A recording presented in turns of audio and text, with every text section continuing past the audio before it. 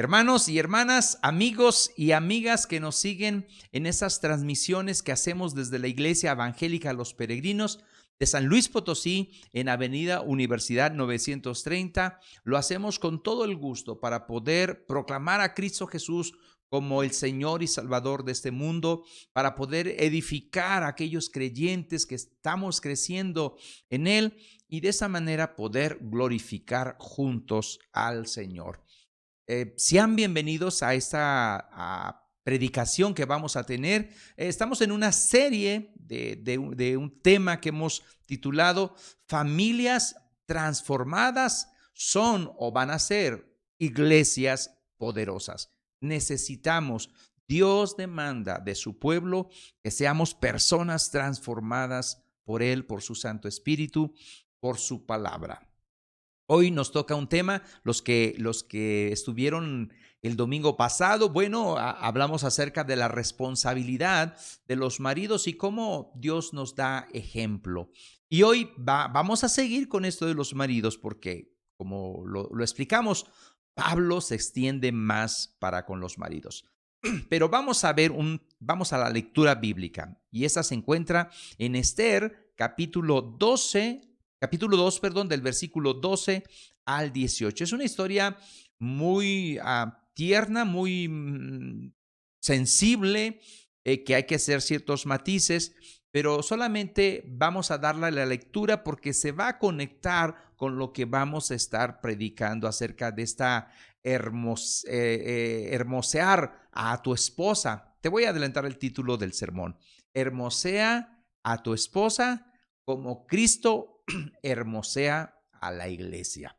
Así que vamos a leerlo. Versículo 12 dice así: y cuando llegaba el tiempo de cada una de las doncellas para venir al rey Asuero, después de haber estado 12 meses conforme a la ley acerca de las mujeres, pues así se cumplía el tiempo de sus atavíos. Esto es, 6 meses con óleo de mirra y 6 meses con perfumes aromáticos y afeites de mujeres. O sea, Esther estaba en este proceso de que se pusiera hermosa, bella, porque iba a estar con el rey, con un rey llamado Asuero.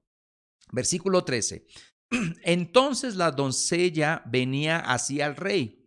Todo lo que ella pedía se le daba para venir ataviada con ello desde la casa de las mujeres hasta la casa del rey. Ella venía por la tarde y a la mañana siguiente volvía a la casa segunda de las mujeres al cargo de Sagaz, eunuco del rey, guarda de las concubinas. No venían más al rey, salvo si el rey la quería y era llamada por nombre. Cuando le llegó a Esther, hija de Abihail,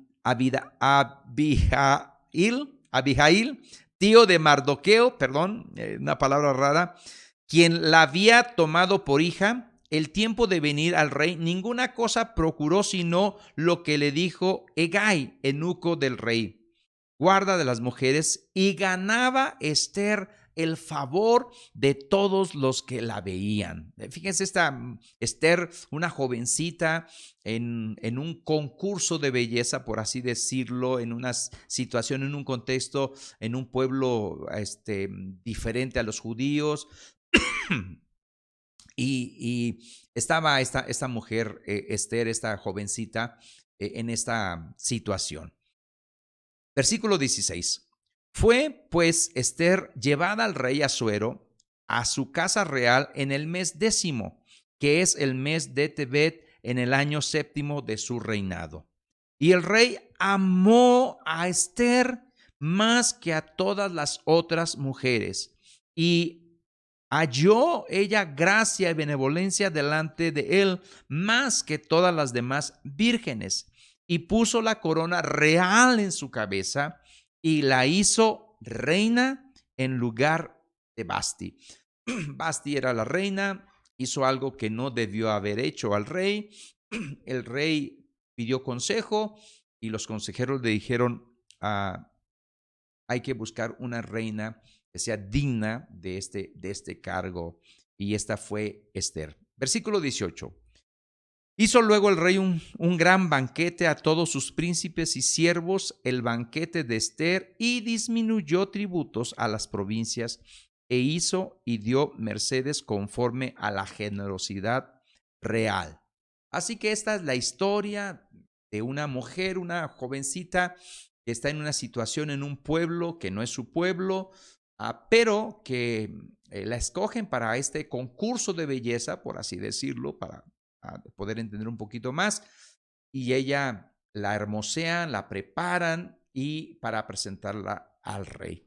Así el Señor va a preparar y está preparando a la iglesia.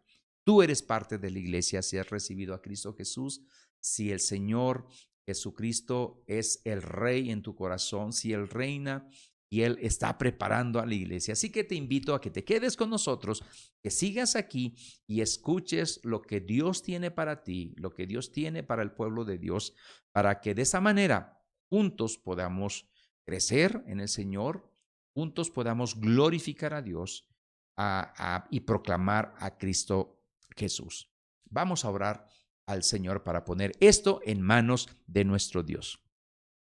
Padre, hoy vamos a seguir viendo sobre los varones y ayúdanos a entender, aunque vamos a ver otras cosas, a lo mejor un poquito teológicas, de términos, pero ayúdanos a entender qué es lo que tú pides de nosotros como maridos. Pero también ayuda a entender a la iglesia qué es lo que tú sigues haciendo con tu novia, que es la iglesia, y que tú estás hermoseando cada día, deseas hermosear, deseas preparar cada día a tu iglesia. Ayúdanos.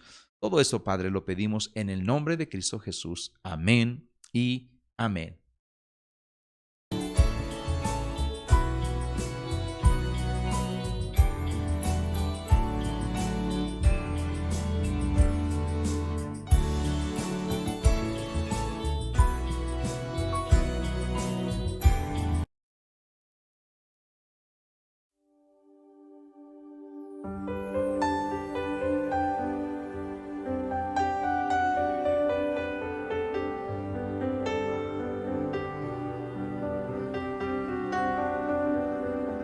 Si mi fe ha de caer, Él me sostendrá. En la tentación yo sé, Él me sostendrá.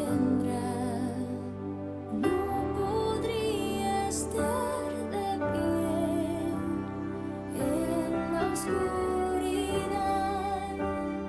Pues mi amor muy frágil es, Él me sostendrá.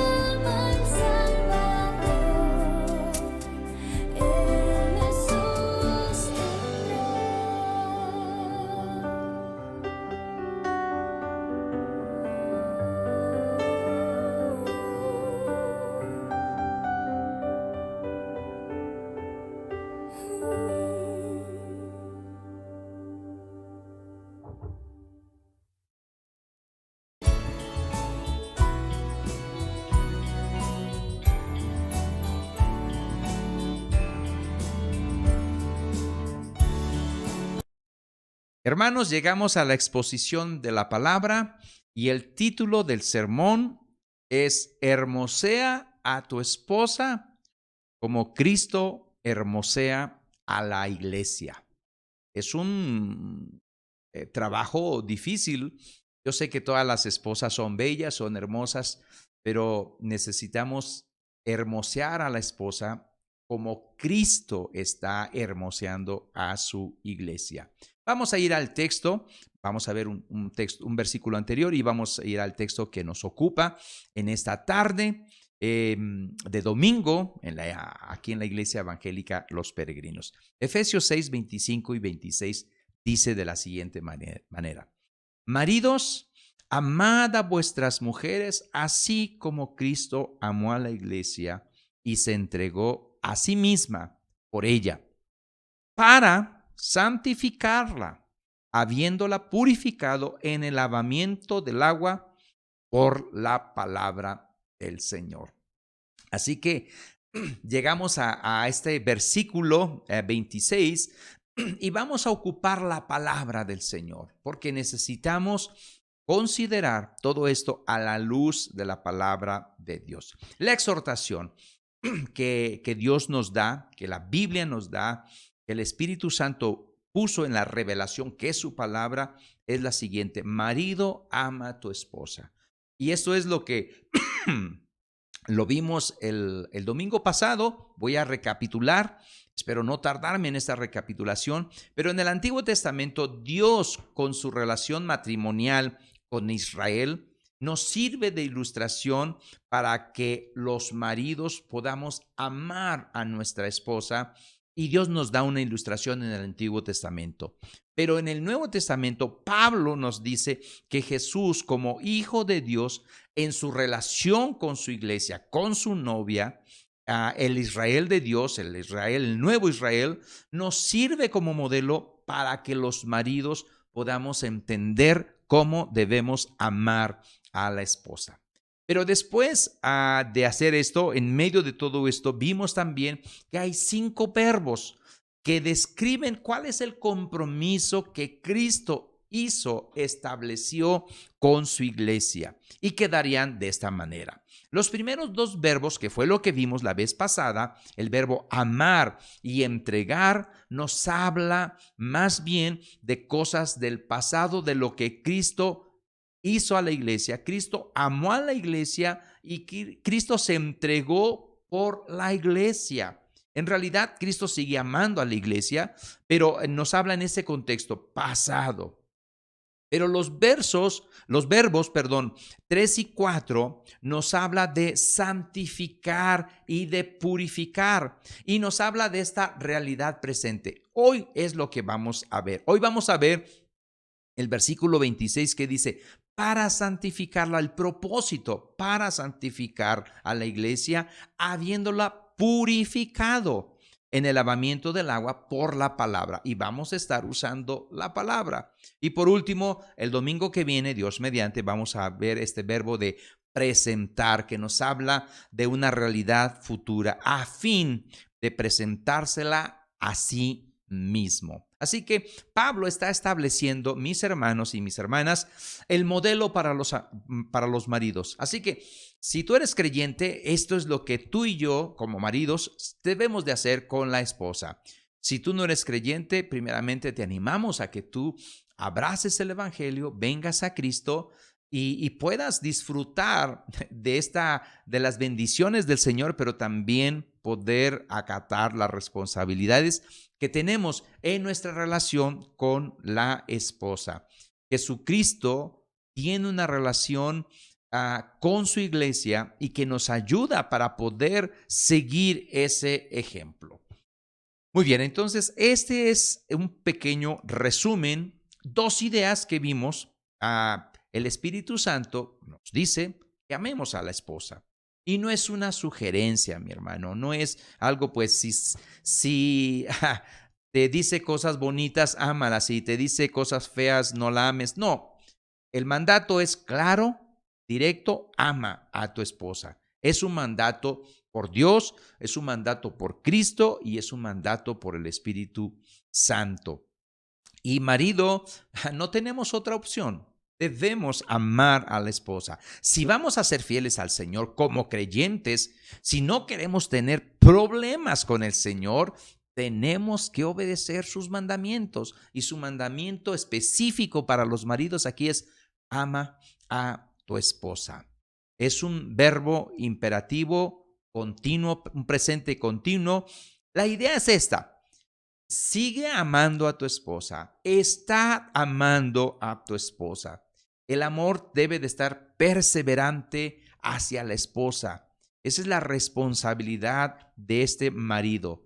No basta, maridos, con amarlas el primer mes, los primeros 15 días, amarlas en la luna de miel o amarlas el primer año de casados, sino hay que seguir amándolas forever and ever y hasta el infinito y más allá. Siempre, siempre, constantemente. Por supuesto, Dios cuando nos dice que hagamos algo, no nos va a dejar solo. Nos va a dar ayuda, nos va a instruir, nos va a dar herramientas para que podamos hacer lo que Él desea que hagamos como su pueblo. Muchas veces el mundo, o más bien el mundo, sigue las composiciones de los cantantes que están de moda. Y en la música de afuera hay infidelidades, hay separaciones. Había un cantante que decía que el amor acaba. Y luego, como acaba el amor, el hombre busca otra, y luego se vuelve a acabar el amor y busca otra, y se vuelve a acabar el amor y sigue dando tumbos y tumbos y tumbos. Claro, no siempre es así, pero hay muchos casos de eso allá fuera, entre un pueblo, entre una sociedad que rechaza a Dios.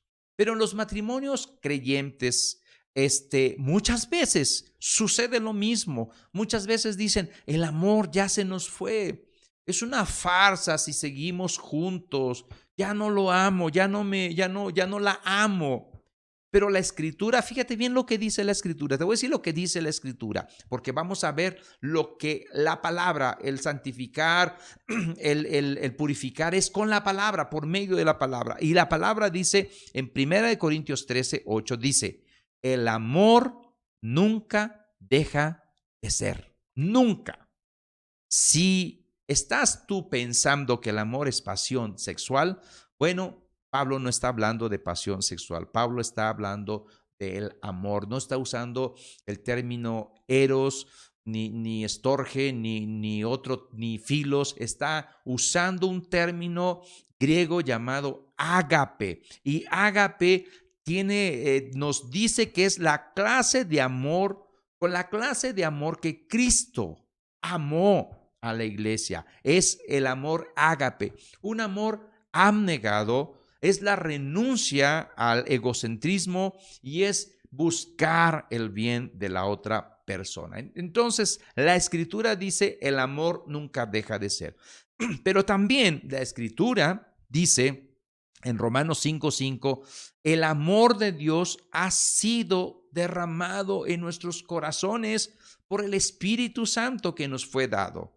Es posible seguir amando, porque ya esa clase de amor ha sido derramada en nosotros, en nuestros corazones, y nosotros podemos extender este amor que Dios nos da hacia nuestra esposa. Y Juan lo dice muy claro en la segunda carta de Juan, capítulo 4, versículo 19. Perdón, me está dando una alergia. Dice: nosotros amamos porque Él nos amó primero. Normalmente la versión, normalmente la versión que nosotros leemos siempre es: nosotros le amamos a Él porque Él nos amó primero. Pero en el griego literal dice: nosotros amamos porque Él nos amó primero. Es decir, es el amor de Dios mostrado a nosotros que nos capacita para poder amar no solamente a Dios, sino también a nuestro prójimo, y a los maridos nos capacita para poder amar a la esposa. Es como un curso de capacitación continua, como algo que está ahí, el amor de Dios fluyendo en nosotros para poder capacitarnos a hacer lo que Dios quiere que hagamos. Mi hermano, si tú abrigas la idea de que ya se fue el amor y que no quieres seguir en tu matrimonio, necesitas considerar que este es un mandato de Dios: amad a la esposa. Es decir, tú tienes que seguir amándola, porque Él te enseña a amar, porque Él te da ejemplo cómo debes de amar. Fíjate bien lo que te voy a decir. Si tú abandonas a tu esposa, casi estás invitando a Dios a que te abandone a ti. La segunda idea que vimos, y eso es un resumen: Cristo se entregó por su iglesia. Estas dos ideas, para ya no tardarme, estas dos ideas se refieren a algo que sucedió en el pasado, desde antes de la fundación del mundo, desde que éramos un proyecto en la mente del Señor. Ya Dios nos amaba. Y este amor se expresó cuando Cristo vino a morir por ti y por mí en la cruz del Calvario. En la cruz, Él muestra su amor. Pero Pablo no se queda solamente ahí, sino que dice que la decisión de Cristo de morir por el objeto de su amor, que es la iglesia, es el modelo para que el esposo pueda imitar en su posición de cabeza sobre la mujer, para mostrar un autosacrificio capaz de llegar a morir por la esposa. Se entregó Cristo por la iglesia. Llegamos al versículo 26, donde Cristo o el Espíritu Santo, a través de Pablo, nos dice que por qué Cristo se entregó, porque nos da una explicación de todo esto. Y Efesios 26 y 27, voy a leer lo que sigue, dice: para santificarla. Por eso la amó, por eso se entregó, para santificarla, habiéndola purificado en el lavamiento del agua por la palabra, a fin de presentársela a sí mismo una iglesia gloriosa, que no tuviese mancha, ni arruga, ni cosa semejante, sino que fuese santa y sin mancha. Así que llegamos a estos dos verbos más que vamos a ver hoy: santificar y purificar. Nos hablan de dos realidades espirituales presentes. Cristo está haciendo esto en su iglesia. Cristo, mis hermanos, mis hermanas, amigos que nos ven, amó y se entregó por la iglesia para santificarla y la purifica así. Pero una pregunta: ¿qué es primero? ¿Qué es lo que hace primero Cristo? ¿La santifica o la purifica? Porque son dos verbos. La palabra habiéndola purificado da a entender que la purificación es antes de la santificación. Aunque hay comentaristas que consideran que los dos verbos significan lo mismo y están en el mismo tiempo. Yo voy a considerar que primero es la purificación y después la santificación, y voy a tener este matiz. En este tiempo intermedio donde Cristo nos amó y se entregó y después nos va a presentar con el Padre, está este compás de espera, desde nuestra redención en la obra, por la obra de la cruz, hasta el tiempo de nuestra redención futura, en el día final. No es un tiempo inútil de espera sin sentido. Cristo sigue obrando en su iglesia. Él no redimió a la novia para luego dejarla, como un marinero, como el papá de Kiko. Kiko, ya saben, el del Chavo del Ocho, su papá era un marinero, se fue y no regresó. La novia, la iglesia, mis hermanos, no es una espera vacía. No es como aquella canción muy famosa que se llama Penélope, donde vino alguien en el tren, la enamoró a la muchacha, se fue y jamás volvió. Cristo redimió a la iglesia, a su esposa, con un propósito bien explícito. Y Él va a ocupar este tiempo de intermedio entre lo que Él vino y lo que Él nos va a presentar. En este tiempo intermedio, Él va a estar perfeccionando a la iglesia. Él va a estar hermoseando a la iglesia. Él va a estar preparándola para las nupcias en el día final, para la vida matrimonial donde estaremos siempre con el Señor. Pablo está aquí, mis hermanos, hablando simbólicamente, pero se refiere a una realidad espiritual, aquello que verdaderamente nos limpia, nos purifica, nos transforma de gloria en gloria hasta la estatura, hasta la medida de nuestro Señor Jesucristo, para que podamos ser unas familias transformadas y poder llegar a ser esas iglesias poderosas, esa iglesia poderosa que Dios espera de su pueblo. Así que, mi hermano y mi hermana, vamos a estar viéndola desde el matiz de lo que Cristo hizo. Y los maridos vamos a poner mucha atención porque ¿qué implica para nosotros como maridos? ¿Qué es lo que nos quiere decir Pablo con esto, poniendo ejemplo entre Cristo y la iglesia? Así que, maridos, pongamos mucha atención y nos vamos al primer punto. Cristo hermosea a su novia purificándola. Es posible que tengamos una extensión, mi hermano, del simbolismo matrimonial que se nos ha dicho ya en el Antiguo Testamento.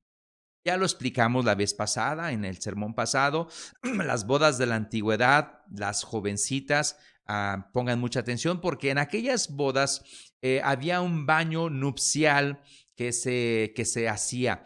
Leímos al principio, en la lectura bíblica del principio, leímos la historia de Esther, donde se preparó durante un año hermoseando a Esther para que ella pudiera estar presentable ante el rey. Pero también podemos usar Ezequiel 16, que lo vimos el domingo pasado. Ezequiel 16:9 dice así: te lavé con agua y lavé tus sangres de encima de ti y te ungí con aceite. En Esther también hay aceites, hay óleos, hay baños, hay purificación. Cuando dice Pablo que Cristo está purificando a su iglesia, puede estar pensando Pablo como judío en esta idea de la extensión del simbolismo matrimonial que se daba en el Antiguo Testamento. Es, por así decirlo, era un spa para la novia, en este caso para Israel. Pero también la mayoría de los comentaristas, porque quiero explicar bien esto y me voy a detener un poquito en este punto, es importante que lo analicemos, porque cuando habla de purificación, por ejemplo, dice, habiéndola purificado en el lavamiento del agua por la palabra, muchos comentaristas, la mayoría, dicen que se refiere al bautismo cristiano en agua, al bautizo en agua. Pero una pregunta seria y para reflexionar. ¿El bautismo en agua purifica? Algunos consideran que nos habla del bautismo, pero aquellos que consideran esto, ellos creen en la regeneración bautismal. Y es una doctrina que afirma que el solo hecho de bautizar a una persona en agua hace que esta persona nazca de nuevo, hace que esta persona pase de la vieja vida de pecado a una nueva vida en la resurrección de Cristo y en victoria. Pero en la práctica sería así. Los niños que se bautizan o que los bautizan desde pequeños, ellos, mediante este bautismo, pudieran tener todo el poder para vivir unas vidas transformadas durante el resto de su vida. Pero en la práctica no es así. Y como ejemplo, yo puedo dar testimonio de eso. No es así. No es así. Ojalá fuera así de fácil, donde todas las personas dijeran, bueno, vamos a ponerlas, vamos a bautizarlas y con este bautismo, wow, van a salir transformados y van a salir para tener la victoria sobre el pecado y van a salir santificados y van a salir transformados por Cristo y van a ser poderosos, el mundo va a haber una transformación. Ojalá que fuera así de fácil, pero no es así. Ni en la práctica, ni escrituralmente es así. Aunque hay evangélicos también que tienen esta postura de la, ¿cómo se llama? Regeneración bautismal. Los luteranos son uno de ellos, los anglicanos son otros, la Iglesia de Cristo, y por si no lo sabías, los peregrinos de antaño también bautizaban a los niños. Y otros grupos seguramente también. Y comentaristas muy renombrados también consideran que está hablando del bautismo. Pero, ¿qué es lo que realmente limpia a una persona? ¿Qué es lo que realmente limpia a un cristiano? ¿Qué es? Seguramente tú estarás ahí pensando, la sangre de Cristo limpia. Y amén, así es. Somos lavados por su sangre, somos bautizados en su sangre. Pero esto no es todo, porque por un lado, mis hermanos, somos limpios por la sangre de Cristo, pero estamos propensos a seguir cayendo en pecado, a seguir fracasando delante en los mandamientos del Señor. Necesitamos una limpieza profunda en lo más íntimo de nuestro ser, en aquellas cosas, limpiados de aquellas cosas que nos inducen al pecado. Necesitamos una operación a corazón abierto, mediante el cual podamos recibir poder para poder permanecer firmes en el Señor, vencer el pecado y vencer la tentación. Pablo nos habla de esto ahí mismo en Efesios, en el capítulo 3, versículo 16. Ser fortalecidos con el poder en el hombre interior por su espíritu. Así que yo me voy en la interpretación por la tercera, que es Cristo purifica a su novia mediante el lavamiento del don del Espíritu Santo. Lo que purifica a la novia, a la iglesia, es el Espíritu Santo. Es el bautismo en Espíritu Santo. Lo cual es el bautismo de agua, mis hermanos, porque nosotros también bautizamos. Y aquellos que no se han bautizado, les invitamos a que tomen este paso de obediencia. El bautismo es un símbolo externo, pero lo que realmente nos limpia no es el bautizo del agua, en el agua. El bautismo simboliza nuestra identificación con Cristo. Los que ya se han bautizado saben que cuando se bautizan hay una identificación con la muerte de Cristo, hay una identificación con el entierro, con la entierro de Cristo en la tumba, hay una identificación con la resurrección de Cristo. El hecho de entrar en el agua y luego salir del agua no es lo que constituye una transformación o la transformación de una persona. Mis hermanos, la transformación, la obra, el Espíritu Santo, en respuesta a la fe que el hombre deposita, lo sella el Espíritu Santo, y esta operación profunda que hace el Espíritu Santo es la que realmente concede poder, concede gracia y nos ayuda para vencer el pecado.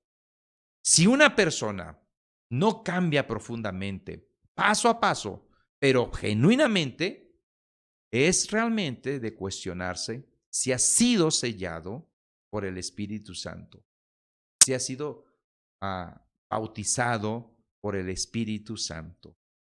El bautismo en agua simboliza esta realidad profunda.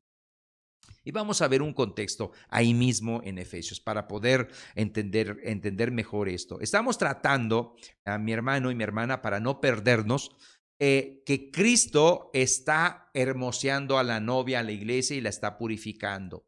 Y la idea es, ¿cómo la purifica? Bueno, algunos piensan que es una extensión de un simbolismo del Antiguo Testamento. Otros piensan que es el bautismo en agua, pero lo estamos interpretando que es el que purifica es el Espíritu Santo. Y vamos a ver estos textos. Efesios 1:13 dice, en él también vosotros, habiendo oído la palabra de verdad, y ojo con la palabra ahí, el evangelio de vuestra salvación, y habiendo creído en él, en Cristo, fuisteis sellados con el Espíritu Santo de la promesa. Como respuesta a nuestra fe, Cristo, Dios nos sella con su Santo Espíritu. Y también en Efesios 2:18 dice, porque por medio de él, o sea, de Cristo, los unos y los otros tenemos entrada por un mismo Espíritu al Padre. O sea, su Espíritu nos da acceso a la presencia de Dios, y a esta presencia podemos hallar socorro, refugio, ayuda en todas nuestras circunstancias, en todas nuestras etapas. Así que Pablo está hablando, mis hermanos y mis hermanas, simbólicamente del lavamiento nupcial. El lavamiento nupcial, perdón, es un simbolismo. Pablo nos está hablando de una costumbre de aquellos tiempos, está pensando en esta costumbre. Y Pablo está usando ilustraciones. Tanto el bautismo de agua, mi hermano, como el lavamiento de agua que dice aquí, son símbolos de una misma realidad. ¿Cuál es la realidad? El bautismo en el Espíritu Santo. Y si tienes dudas de eso del bautismo del Espíritu Santo, ya hemos compartido esto si no mal recuerdo, cuando vimos Efesios 5:18, hablamos mucho del Espíritu Santo. No lo voy a volver a repetir, pero si tienes dudas, seguramente ahí está la predicación. El primer paso, mi hermano y mi hermana, es el lavamiento del agua, es decir, el bautismo del Espíritu Santo. Y de esa manera, Cristo está hermoseando a su novia para el día de la boda. Y recordemos a Esther. Tuvo ella que someterse a varios meses, un año, fíjate, 12 meses de tratamientos de belleza antes de presentarse al rey. Una novia. Y voy a volver a leerlo, Esther 2, versículo 12 al 13. Dice, y cuando llegaba el tiempo de cada una de las doncellas para venir al rey Asuero, después de haber estado 12 meses conforme a la ley acerca de las mujeres, pues así se cumplía el tiempo de sus atavíos. Esto es, 6 meses con óleo de mirra y 6 meses con perfumes aromáticos y afeites de mujeres. Entonces la doncella venía así al rey. Todo lo que ella pedía se le daba para venir ataviada con ello desde la casa de las mujeres hasta la casa del rey.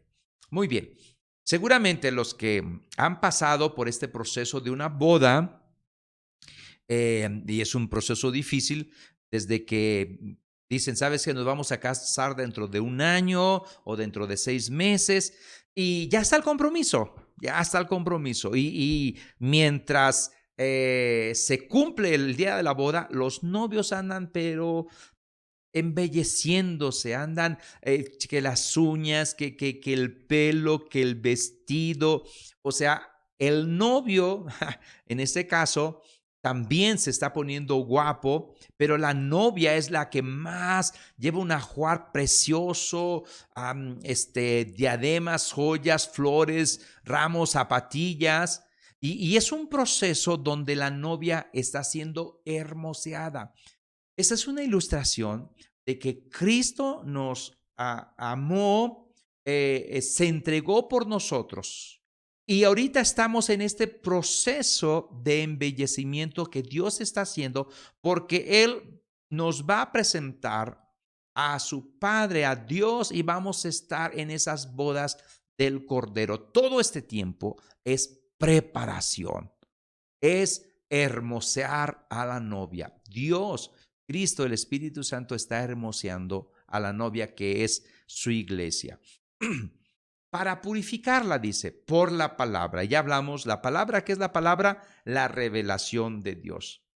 Tanto el lavamiento como, como la santificación es mediante la palabra. Y aquella misma palabra que es la espada del Espíritu que más adelante Pablo nos dice en Efesios, eso también ya hicimos una serie de predicaciones hablando de la guerra espiritual.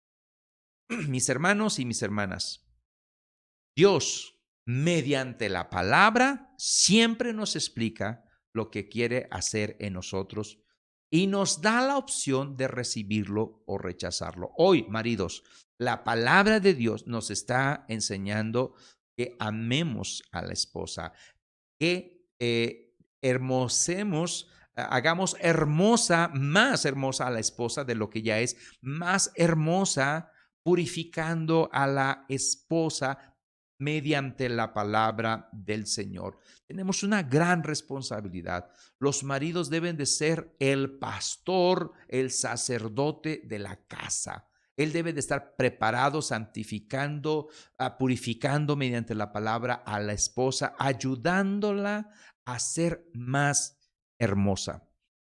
Volvamos a lo que está diciendo Pablo. El Espíritu no es derramado, mis hermanos, en una persona que no haya entendido el mensaje del Evangelio. Porque el mensaje del Evangelio se entiende mediante la palabra del Señor. No hay tal cosa, mi hermano y mi hermana, de eso que vemos mucho en algunos grupos donde dicen de ser llenos del Espíritu Santo, pero ni siquiera saben la palabra, reconocen a Cristo como Señor, ni siquiera han escuchado o no entienden bien el Evangelio. El Espíritu Santo no es derramado ahí. El Espíritu Santo trabaja junto con la palabra del Señor en armonía. Así que la persona que es lavada por el Espíritu Santo también es limpiada, es santificada por la palabra. Y eso nos lo dice Juan 15:3. Ya vosotros estáis limpios por la palabra que os he hablado. No cuestiono las experiencias de las personas. Lo que sí cuestiono es si ellos entienden esta palabra, porque muchas veces no la entienden. La iglesia se purifica por la palabra y la palabra es la revelación de Dios. Vamos a concluir este primer punto. El bautismo, invitamos a aquellos que no se han bautizado a que lo hagan, tiene un valor simbólico y es un testimonio. Pero realmente lo que transforma a una persona es el Espíritu Santo, no es el bautismo. El bautismo representa un simbolismo y da testimonio, pero el que va a transformar tu vida es el Espíritu Santo. La renovación y la regeneración es obra del Espíritu Santo, no del agua.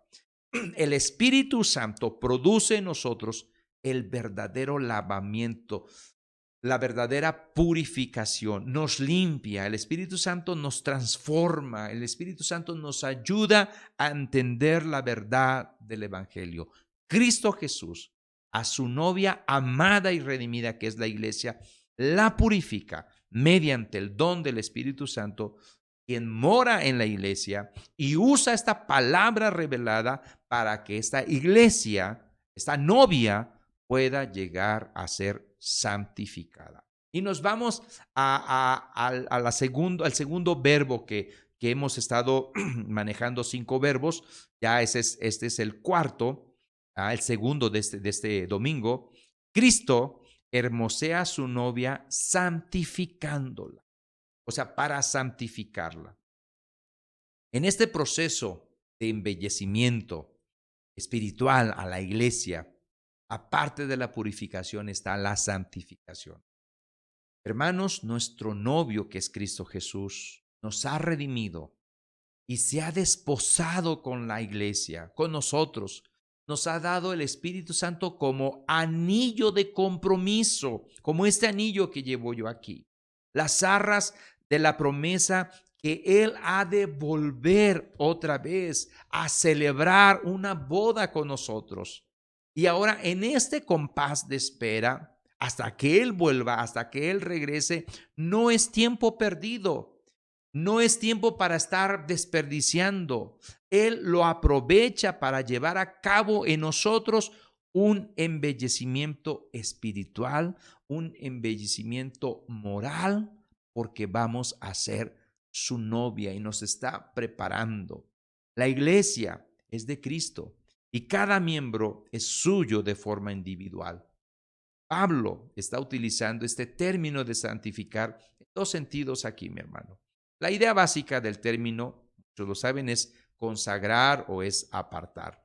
El propósito de Cristo Jesús fue tener para sí una esposa de exclusividad, de una propiedad exclusiva de él.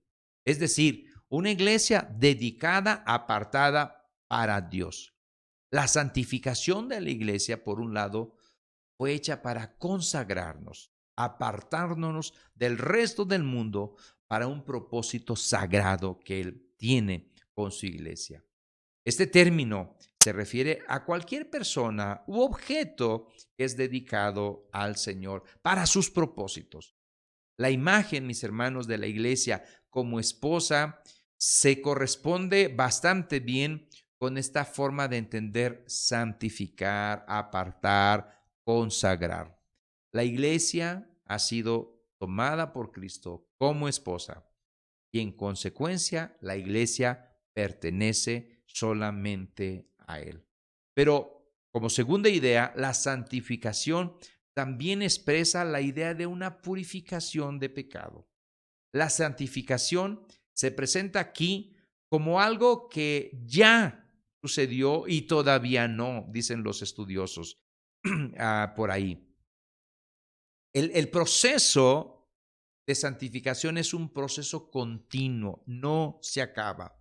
La santificación, mis hermanos, de la iglesia dura toda la vida hasta que Él regrese para llevarse a la novia. En este tiempo es un proceso que va a estar completado solamente hasta que estemos con Cristo. En el Antiguo Testamento hay un texto que nos ayuda a entender esta idea de santificar. Dice Ezequiel 36, 25, 27. Esparciré sobre vosotros agua limpia y seréis limpios de todas vuestras inmundicias y de todos vuestros ídolos os limpiaré. Os daré corazón nuevo y pondré espíritu nuevo dentro de vosotros y quitaré de vuestra carne el corazón de piedra y os daré un corazón de carne y pondré dentro de vosotros mi espíritu y haré que andéis en mis estatutos y guardéis mis preceptos y los pongáis por obra. Todo esto es lo que hemos estado compartiendo de este versículo de Efesios 5:26. Él nos purifica, Él nos santifica. Vamos a las conclusiones. Antes de poner la primera, la epístola de los Efesios, iglesia y maridos, ofrece una ayuda eficaz para la sanidad de las familias enfermas. Si tú consideras que tu familia necesita sanidad en todas las áreas, morales, espirituales, inclusive físicas, Efesios nos da el antídoto para eso. Pero también sirve para fortalecer aquellas familias que están siendo transformadas por el Señor. Pablo aquí nos está entregando en esta carta de Efesios y en este pasaje un modelo y un recurso para toda la familia. Someteos unos a los otros, sed llenos del Espíritu Santo. Esposa, cumple tu rol. Marido, cumple tu rol. Cristo es el modelo del esposo, honorable y justo para la esposa.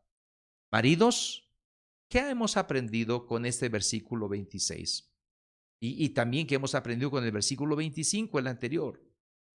Tenemos, mis hermanos, una enorme responsabilidad en Cristo. La responsabilidad primeramente de amar a la esposa sin esperar nada a cambio. Si ellas no se someten, no es razón para dejarlas de amar. Recuerda que la iglesia no siempre se somete a Cristo, pero Cristo nunca deja de amar a la iglesia. Maridos, el amor no es un sentimiento superficial, es una entrega total, genuina, hasta la muerte. Hoy aprendimos, la santificación de la iglesia es hacerla santa, consagrarla y apartarla. En los maridos, bueno, tenemos el ejemplo de Jacob, el buen ejemplo de Jacob, porque habrá ejemplos malos, pero Jacob amó tanto a Raquel que trabajó sacrificialmente durante 14 años para poder que su padre se la diera. El verdadero amor cristiano no busca lo suyo, como dice Corintios. No es egoísta. Si un esposo está sometido a Cristo y está lleno del Espíritu Santo, su amor sacrificador le llevará a hacer cualquier cosa para que su esposa pueda estar hermosa, para que pueda estar hermoseando cada día más a su esposa y de esta manera someterse a Dios y glorificar a Cristo Jesús en el hogar. Marido, hermosea a tu esposa, santificándola. Pero la purificación es mediante el don del Espíritu Santo, quien mora en ella, o sea, en la iglesia, y usa la palabra revelada para que esta iglesia pueda ser hermoseada. Cristo procuró y consiguió la purificación y una belleza integral de su novia, que es la iglesia. Marido, hermosea a tu esposa, purificándola. Usa la palabra, sé su pastor, hazla crecer en el Señor. Ayuda a que el Espíritu Santo trabaje en ella. Por favor, maridos, no estorbemos en lo que Cristo quiere obrar en nuestras esposas. No seamos tropiezos para ellos, para ellas. El amor del esposo por su esposa debe de ser el marido que purifica y también a la inversa, porque también la mujer debe de ayudar. De modo que ambos se asemejen cada vez más a Cristo en sus relaciones matrimoniales, como padres, como esposos. Todas esas áreas del matrimonio deben de ser controladas por el Espíritu Santo, hasta el punto de que lleguen a ser hermosos dos, como Cristo está hermoseando a la iglesia. Maridos, es una tremenda responsabilidad. Ya Pablo nos ha dicho bastante y verlo verbo por verbo y analizarlo, de amar, entregar, de purificar, de santificar, es una tarea titánica, pero no estamos solos. Dios envió a su Espíritu Santo para ayudarnos. Oremos al Señor. Padre, gracias porque tú nos dices a los maridos cómo debemos de ser, cómo debemos amar, cómo debe haber evidencias de que amamos a nuestra esposa. Danos la sabiduría, danos de tu Santo Espíritu, llénanos de tu Santo Espíritu, para que podamos cumplir los preceptos, los mandamientos que tú ordenas y que tú dejas, para que seamos familias transformadas por tu Santo Espíritu y lleguemos a experimentar una iglesia poderosa. Dios, ayúdanos a los maridos, a la esposa, dale gracia también, a los hijos que ayuden en este proceso a sus padres. Sé tú con nosotros, en el nombre de Cristo Jesús. Lo pedimos. Amén y amén.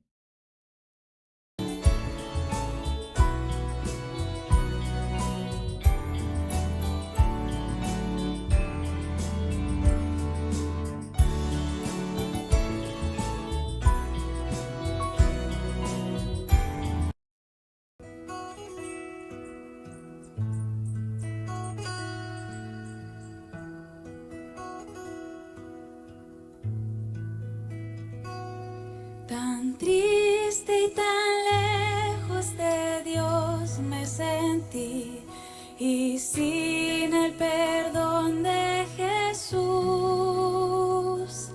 Mas cuando su voz amorosa oí, que dijo ven a la luz, yo todo dejé para andar en la luz, no moro en tinieblas ya más.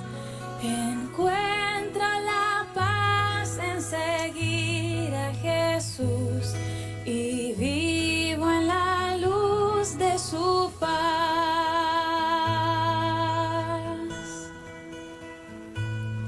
Oh, ven a Jesús, infeliz pecador, no vagues a ciegas ya más.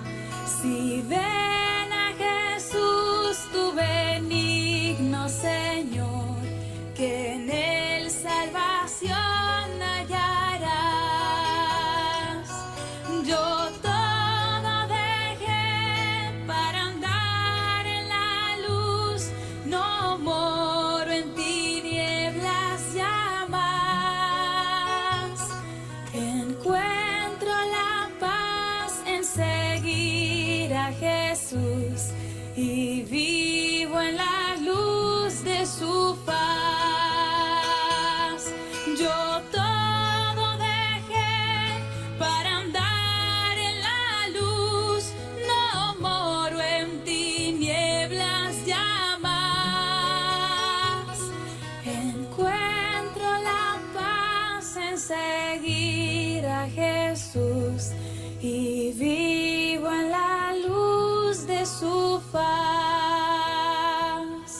Y vivo en la luz de su faz.